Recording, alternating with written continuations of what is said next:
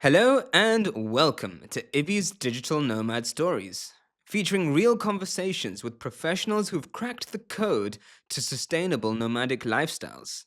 These people aren't beach and Wi Fi chasers, they're building competitive advantages that traditional employment could never match. Global mobility, income diversification, and the freedom to capitalize on opportunities anywhere. I'm Ibi Malik, your favorite digital nomad consultant, and today I'm joined on the show by Jeanne Fontaniere, someone who proved that supposedly impossible remote jobs can be made remote if you're willing to negotiate.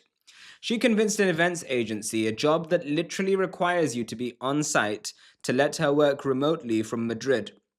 Most people would have assumed the answer was no before even asking, but Jeanne didn't assume, she asked. Then she did it again. In her next role, she crafted for herself a unique 3 on, 3 off model.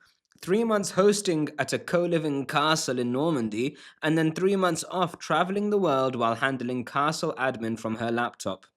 This is a masterclass in the power of asking for what you want and refusing to accept, oh, that's just how it works, as an answer. Here's Jeanne. So, Jeanne, welcome. It's a pleasure to have you on the podcast.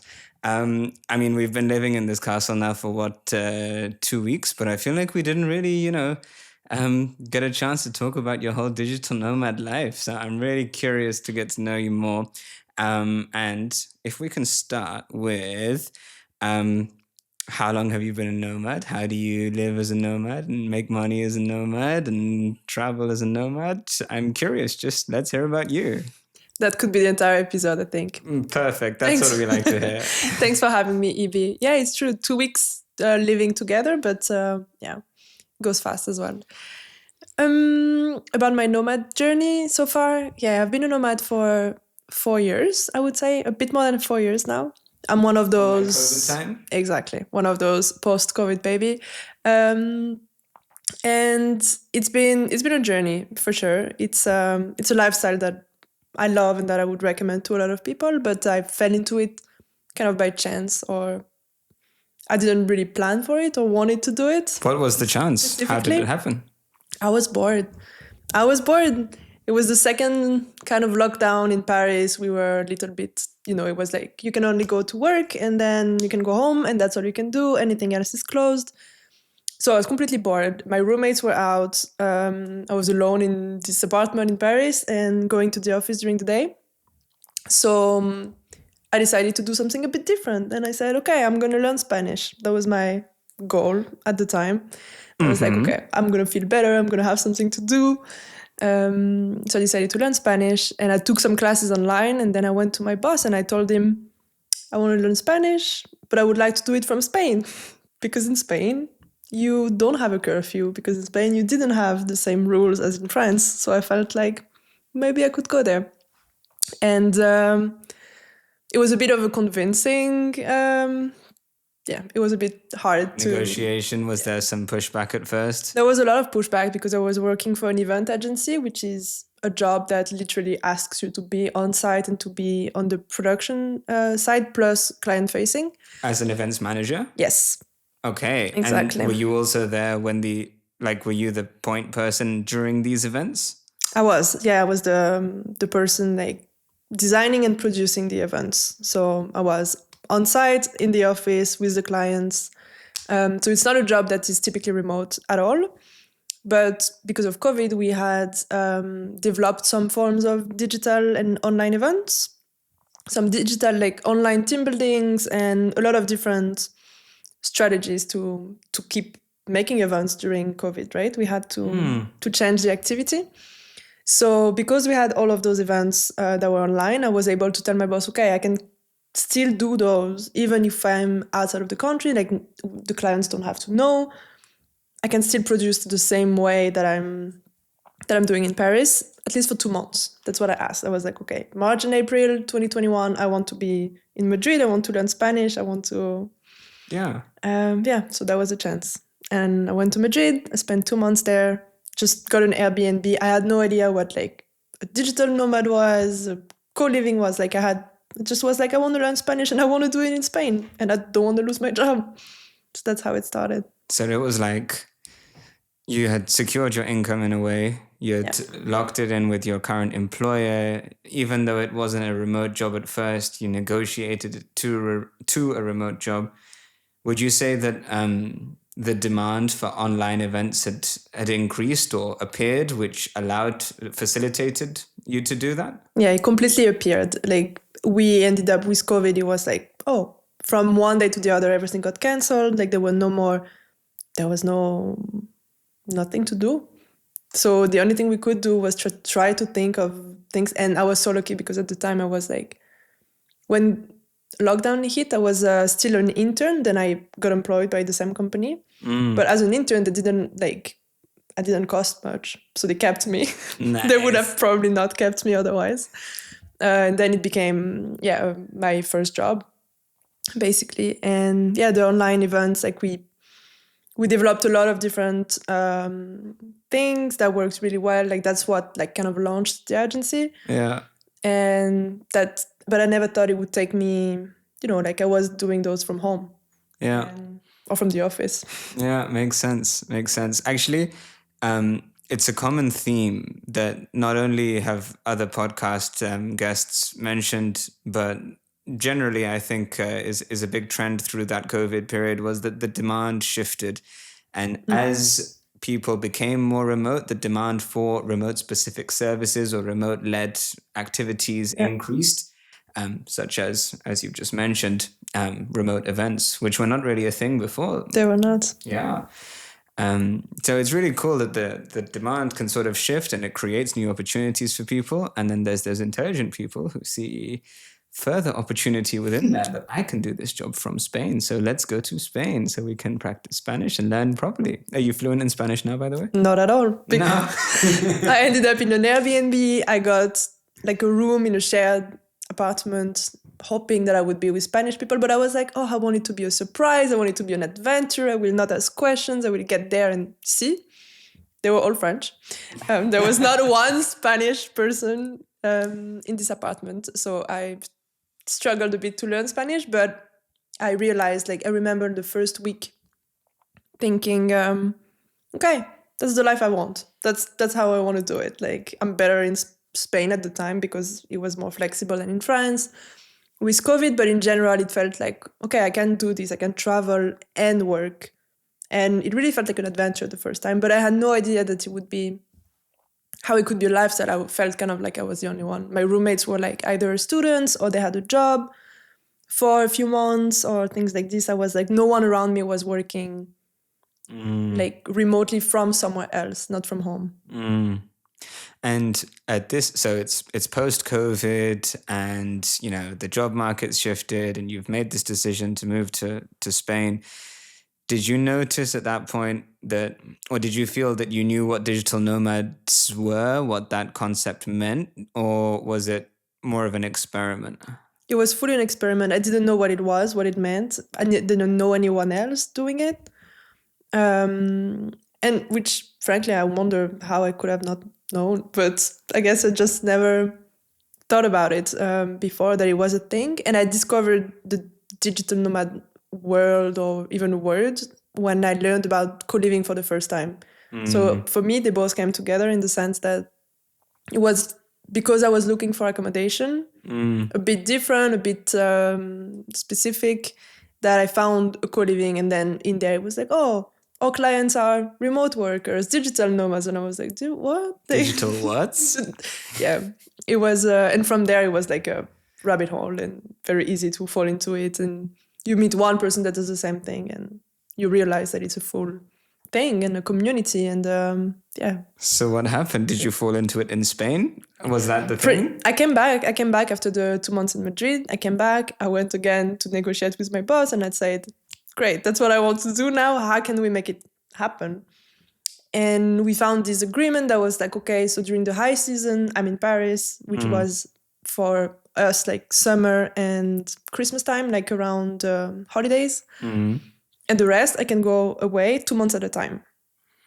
So How long did you have to be back in Paris? Like 2 months there, 2 months back? yeah, maybe a bit more. At the time, the first negotiation was like I spent the summer, which I still had my apartment in Paris. I had my roommates. Like, I hadn't given up my life in a way yet. But yeah, coming back from Madrid, I said, okay, yeah, I want to do that. I'll go back for the next one in October. So maybe 4 months later. And in the meantime, I was like, okay, I'm also going to get rid of my apartment. I'm also going to move everything back to my parents, like half nomads. And yeah, I'm going to try really to organize my life around it. And so I stayed in Paris for a few months. Then I moved out. And then I was I still didn't learn Spanish, right? I still didn't speak Spanish. So I was like, okay, I'm going to go back to learn Spanish. At the time, I wasn't feeling confident to go to Latin America because of the time zone, and it was easier with I wasn't yet feeling so confident in the remote part of the job. So I said, okay, Spain mainland already. I don't want to go back again. So I was looking into the Canary Islands, and while looking for an apartment in Tenerife or something a bit different, like a roommate, then I found like 9 co-living at the time, and I was like, oh, okay, that sounds like it's for me actually. That sounds exactly what I want. And did you then book it for 2 months? I And booked go to for 2 Nine months. Yeah, I booked for 2 months. I finished the season in Paris in October 2021. Yeah, I went to Nine for 2 months, and I remember arriving there and being like, just, yeah, same, no expectation, not really like, oh, I don't want to know too much about it before. I want to be surprised. I wanted to feel more like an adventure. So I remember arriving, there was no one in the house almost. I arrived late, everybody was out, and there was one girl, and she was French. And I was like, again? Damn. She was French, Just can't get rid of them. Yeah, no, she was the only one. But she's still one of my best friends to this day. She stayed 3 days. She was there 3 days, then she left. But we ended up meeting again, and today she's a good friend. Yeah. Damn, I have so many questions. Okay, I love this. Okay, so, I mean, firstly, I think it's very brave that you saw the potential for something and then you tried it. And I think that's something that people struggle with a lot, that you don't have to just jump off the cliff straight away and quit your job and, have £50,000 saved up or whatever you want saved up, and then I'm going to go and make this happen. You can adapt your life as it currently is to a nomadic lifestyle and make it work. Totally. And that's firstly really, really cool. How did you find the difference between the first 2 months when you were just rocking up in Spain versus the second 2 months where you were in the Canaries in a co-living after having already tried it for some months? What was the differences that you found between the two? The second time, I was feeling much more confident in how to handle working remotely in itself. I had never really, I had done it during lockdown, but this time everyone was at the office, my entire team, the 15 people I was working with, everybody was in the office. I was the only one out. So lockdown is past now? Yeah, lockdown is past. Madrid, everybody was kind of still working fully remote, but then everybody went back to the office. And then so the second time, it was a bit tricky because of that, because I was the only one. I had to manage the communication with people while they were all together. So I felt like I was missing out. And during the first experience in Spain, in Madrid, I felt that a lot. I felt super alone in that. And also I had no community whatsoever, no one doing the same as me. So it was like I was going to random cafes, struggling, the basic struggle of a nomad, right? Oh, do you have Wi-Fi? No, okay. Then I just didn't have a routine yet, and I hadn't figured anything. And I guess the second time really I felt okay, I have this remote parts of the job completely figured out a little bit, but mostly the biggest change was oh, there are other people that do the same as me. There are people that understand me. There are people that I can relate to, that I don't have to justify myself to, which was the biggest thing for the first, when I went to Madrid, and then when I came back, and for the 4 months where I was yeah, I'm leaving my apartment, I'm packing my suitcases, and I'm going again. And people were like, what do you what do you mean? Why would you do that? Yeah. Yeah, actually, that's super interesting. So when we used to have like young analysts or grads join, into graduate programs or apprentice programs and stuff, Mm. we'd often say when we were doing trainings, the first 6 months you're just going to learn how to write an email, how to talk to your boss, how to show up for a meeting, and how to do like all Yeah. the basic things, because that's what you have to do when you start a job. You just Mm-hmm. learn the basics. And the same is true in the nomad It's world, true. that you start and you have to work out how you're going to get Wi-Fi and how you're going to get enough productivity to wake up at the right time and get to Mm. work at the right time, and have some community around you that motivates you to work. And Yeah. yeah, How to awesome. stay accountable. How, yeah. Yeah, damn. What are your experiences with those challenges, with those struggles? Do you find that it's just something that affected you at the beginning in the short term, or do you find that after a while you kind of just like it became second nature? Are there still some of those challenges that affect you? Still, I would say the thing is that what was an issue at the beginning, a lot of things have changed in the sense that, yeah, become more, especially with the community part. For me, that was the biggest change. But in terms of like the work and just working remotely, like those challenges are the same from day one to now. What I had hoped that I knew or that I would have learned or that I would have seen more examples or had a coach or something, it's probably like the way to handle them. Yes, still today the Wi-Fi is not reliable in a lot of places. Still today, like people are gonna hear me behind, but it's part of the life. It's, you have to adapt to it. You have to accept it. It's like the counter, like it's the little price you have to pay sometimes. There's kind of discount for it, for the flexibility and the freedom. And Mhm. it's just at the time I was much more stressed about it, and I was paying way too much attention to it. And the challenges are the same. I think I don't think you get into more of a groove, into more of a routine, but it's the way you see them and the way you handle them and what the way you're like, okay, yeah, it's okay actually. It doesn't really matter. Well, yes, I'm gonna lose a little bit of time because the Wi-Fi is messed up in this cafe. Well, it's okay. I'll just, yeah, it's fine. It's It's not that fine. big of a deal. You can work around it. You can work around it always. That I love the mentality. I think the mentality about okay, so a digital nomad life is a flexible life in its nature. Yeah. If you as a person are inflexible, then you're not going to be able to live a flexible life. I think that's a core premise of it, right? So that flexibility that, okay, if I don't get a work done today because I didn't find good Wi-Fi or whatever, life happens, shit happens. I mean, at home, you'd have the same problem. The dog got sick and you had to miss a day, or the car broke down Yeah, and you have to do whatever. It still happens the same way. It's just life gives you different challenges. totally. It's a bit, the thing is that not everybody is afforded this freedom and this flexibility. And that I understand. Like today I work for myself, but at the time I was working for an employer, and I was very lucky that, yeah, that it was also some, like my company at the time was also flexible and was giving me a lot of freedom. And as long as the job was getting done, that was the most important. I know it's not the case for everybody. And someone starting on a nomad journey, or even like just doing one remote experience, like, and going for a small triplet, because it doesn't have to be, no one has to jump into the full digital nomad life. That's what you were also saying.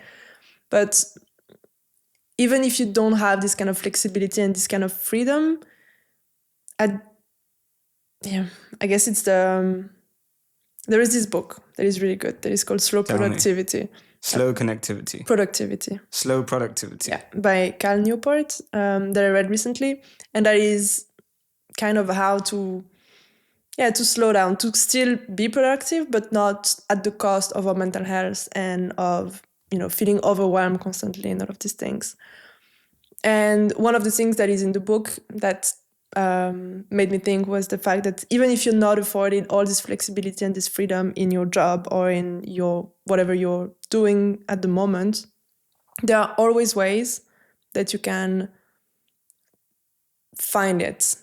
Even if you have to be connected from 9 to 6, even if you have like all those constraints, like there are always like little ways that you can find the flexibility, whether it's like blocking some time in your calendar for fake meetings, or like you've seen all of those nomads that are like, oh yeah, I have to to keep moving my thing, to pretend that I'm online on Teams or all of these things. Like most of the time people don't notice, I would say. And also we underestimate the power of communication on that, and the fact that sometimes just saying to our managers, to our bosses, to whoever we're working with, yeah, like I'm going to be working from this time to this time just because I'm away right now. Like most of the time people actually don't mind at all. It's very true. It's really true. And I think a lot of it is about mentality, and I think hiding things makes life a lot harder. If you're open about things and you are, if people see you as someone who's working towards an objective, and they see that you're dedicated to what you're doing and they trust you to get the work done, then it doesn't matter if you go away on Teams. Yeah. You know. Yeah. But it's about being reliable. I feel like it's about that as well, right? When you're completely working remotely and like you are asking someone to trust you to have this flexibility, this freedom to work from another country, from another state, it's also about being reliable enough. And I guess that's more, yes, the lifestyle comes with a lot of flexibility and freedom, but also with responsibility, like anything else, right? And it's about, yeah, I guess you cannot slack off that much in the end. You can be more flexible, but you also have to prove how reliable you are. And one comes with the other one. Let's talk about slowing down. Yeah. Right? So, as a nomad, people think that we are every 2 days changing locations, that we're working from a new beach and a new coffee shop every single day. But it's somehow often not true, and actually quite an unsustainable model in the grand scheme of things. So, as someone who describes themselves as a slow mad, what does that mean to you? And how do we slow down? What does it mean? I think I started very slow, because I started by thinking, oh, I'm going to stay 2 months in the same location. Just because the initial goal for me was because I didn't know what a digital nomad was, I was really feeling like, oh, I'm going to become Spanish. I want to be, like, if I live in Spain, I want to become part of the place, part of the culture. And I always felt frustrated whenever I was traveling before, like for shorter trips, that I never got to like feel like this was my life now. And that was one of the main things for becoming a nomad for me at the beginning, was like, oh, I want to feel like I'm living life in so many different places, and I'm becoming different versions of myself. And that takes a bit of time. So that was the initial, like, why I wanted to do things a bit slower and always start with these 2 months. Also because I felt like it was more, it made more sense to be more productive. It just allowed me to find a little bit of a routine and things like this. How do we slow down? I think that's a very easy thing to do. It's about thinking that we don't have to see it all. We don't have to do it all. We just have to be present and enjoy things as much as possible. And I'd much rather enjoy fully a place than enjoy halfway 3 of them. And I don't have the need or the want to see every city, every country, to go to every nomad hub. I really want to experience things fully, and that comes from, that takes a bit of time. I love that. So what's really interesting is I think a lot of people start off by thinking, I'm gonna test the waters with 1 week or 2 weeks, and then they try it for a week, and then they're like, damn, that was so intense. I can't handle this. And it's pretty awesome that you tried it for 2 months as the first one. Was that a coincidence, or did you feel like you got lucky or something that you took that decision, or was it like I want to consciously do it as a 2 months, not stress kind of thing? It wasn't intentional, because the goal was to learn Spanish. So I was like, I need a bit of time there. I'm going to take classes. I want to meet locals, but also I need to work. So I was like, I need a bit of time. So it was completely a coincidence, and it was never like something that I thought about fully. And then because I had like this season kind of arrangement with my job, it just made sense to do that. And then I went to a co-living, and I was like, oh, we're 2 months. Like after 1 month, I remember at the end of the first month, I took a quick trip back to, I don't remember where, somewhere. And I was like, I remember arriving at the airport. I was not leaving. I was just going for a few days trip. And I was like, I had this deep feeling of like, that's not enough. Like, I'm not done here, right? So I always try to remember this feeling. It's that like, you're never done with a place. You never experience everything you could have experienced, because 1 minute, one experience, one meeting can just shift everything. But yeah, I always try to remember this feeling of like, oh yeah, I really want to be able to enjoy things fully. And I forget it a lot of the time. Today is like, I was in Mexico 2 months this year. Again, this like two coincidentally, I guess. And the first months I was in Mexico City, and I wasn't present. I forgot, kind of. I think that I was in an entirely new place, that I was discovering another culture. It's very easy to end up trapped in your routine, in the day-to-day like work behind the screen and things like this. So, and maybe when you go faster, you don't have that, because you're all constantly moving and you're constantly like changing environment and meeting other people. And I guess it also comes with like a positive side, that is like you are more present maybe in this sense. But it's not, I don't think it's sustainable in the long run. So I like to mix it today. I like to do like maybe 2 months per year, like 2 times 2 months per year, like in one destination. And then like maybe a few weeks where are shorter trips and things like this. But I also spend a lot of time here in Normandy, because now it's my job. And a lot of time in Sicily, because I have a part-time home base now. So I'm slowing down. So let's talk about that. Let's talk about Normandy. So how did you end up in Normandy, and how did you end up going from an events planner or an events manager doing remote events between Spain and Paris? How did you end up here in Normandy? So it's funny, because during those 2 weeks, we had a lot of people here that were saying, look, oh, I'm not married to my job. I do the job to like for an end goal, which is to get money that allows me my travel. And I've never seen work this way. I've always seen it in a way that it's like, I want to be fully passionate by what I do. I want it to be like such a big part of my life that I can't really tell what work and what life is, which is how I ended up into events, because it was, to me at the time, it was something that was fun. I love to go to events, to attend, I love to party at the time. So I was like, oh, I'm just going to make it my job slowly. And that's what happened with co-living as well. I was at 9 co-living at the time in Tenerife, the first one I ever did. And I remember being like overwhelmed by options at the time. I was like, okay, now I go back to Paris. I have this winter season, and then I have those 2 months again that I can go wherever and do whatever I want. And it felt like I had so many options. I could go anywhere, do anything. And I kind of decided that I would wait for a sign. I would wait to see what happens. And I was asking around, okay, what kind of co-living should I go to? Which ones do you recommend? And someone mentioned this place. Someone said, oh, I've been to this new co-living. It just opened a few months ago. It's called Château co-living. It's in Normandy, and it's a great place to reset, to be productive. It's in the countryside. It's in the castle. And I was like, sounds nice, but it's in France. Like, why would I even do that? Why would I go back to France? It's 2 hours and a half away from my job. Like, there is no point for me to do that. And but a few days later, I was in a Facebook group looking at co-livings, and I saw posts by Katja, who's the owner of this place, saying that she needed someone to help during the weekends to organize some activities. And my thought at the time was like, okay, I have weekends. I have a job, but I also have weekends. Maybe I could do that.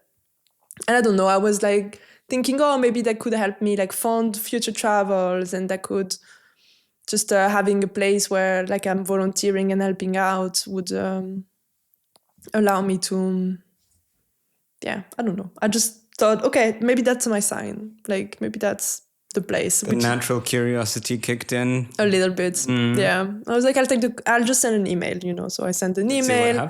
Let's see what happens. I got a positive like kind of answer. We went on a call.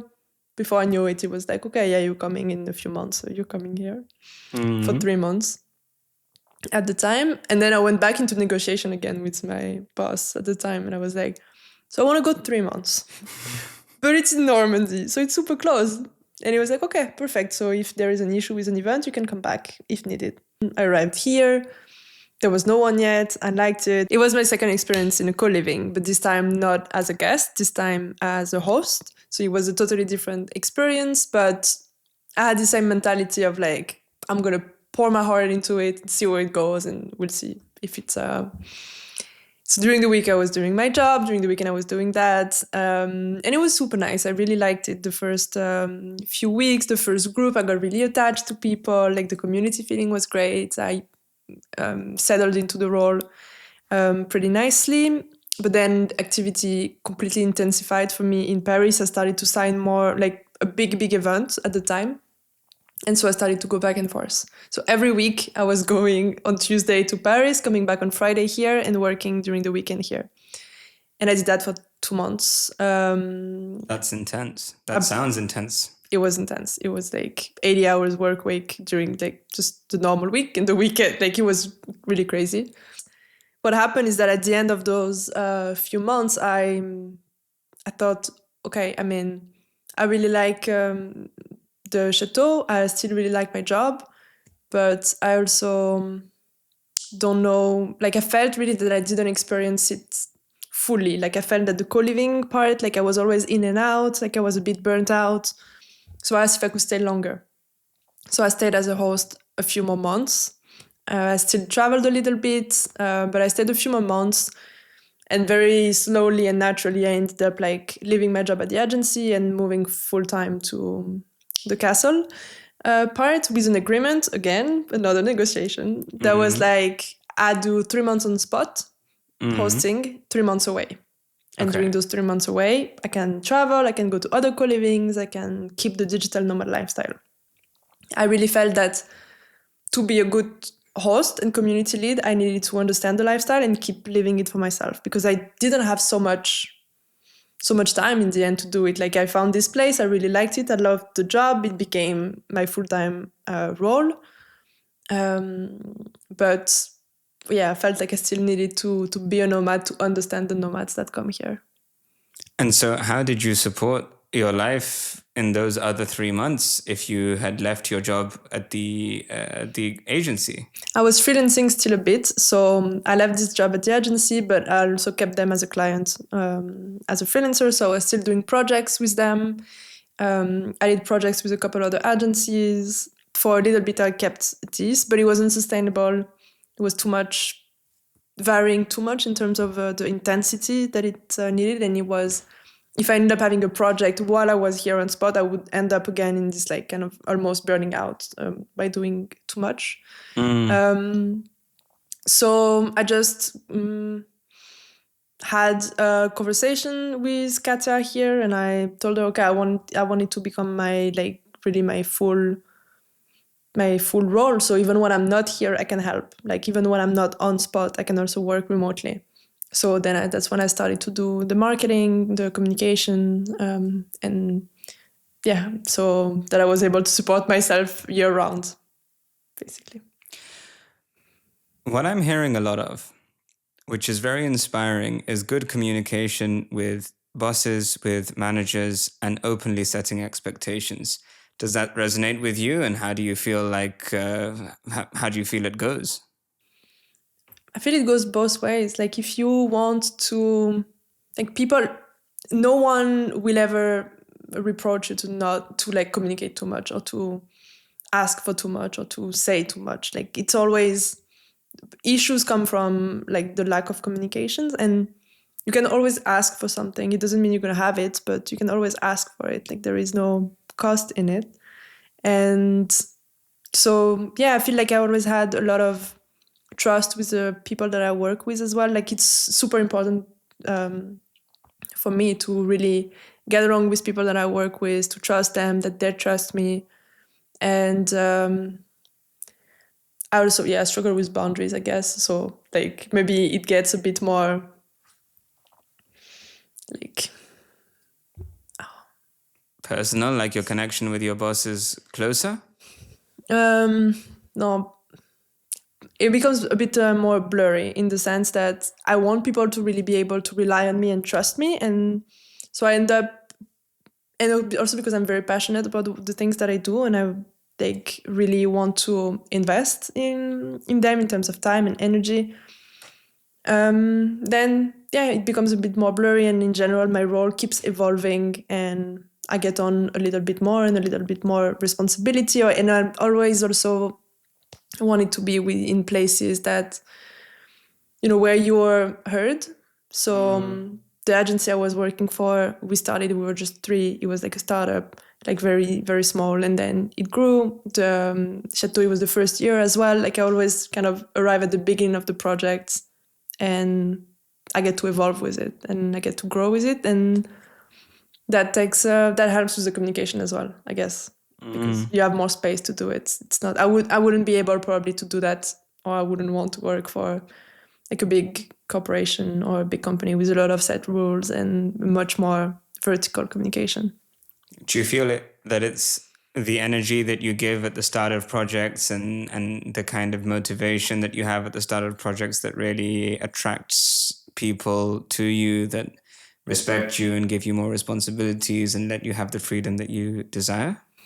Yeah, I think it goes together. It goes together because you show you're invested, and you want the best for not just for the company or for the job, but for the people you work with. Like it's at the end of the day, or again, it goes against what people say, that like, okay, I'm not married to my job, and I don't want to be that as well. But also, like, it's such a big part of our days.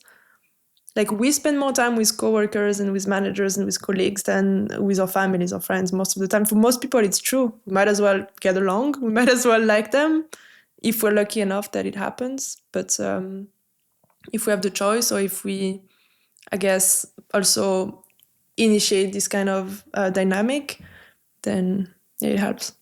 Absolutely. I love that. Jeanne, I have so many more questions for you, but I think I've run out of time to ask them for this one. But I would love it if we could meet again for another one, maybe sometime in the future. It was really a pleasure to have you on the podcast, and I wish you absolutely the best. Thanks a lot, Evie. It was great.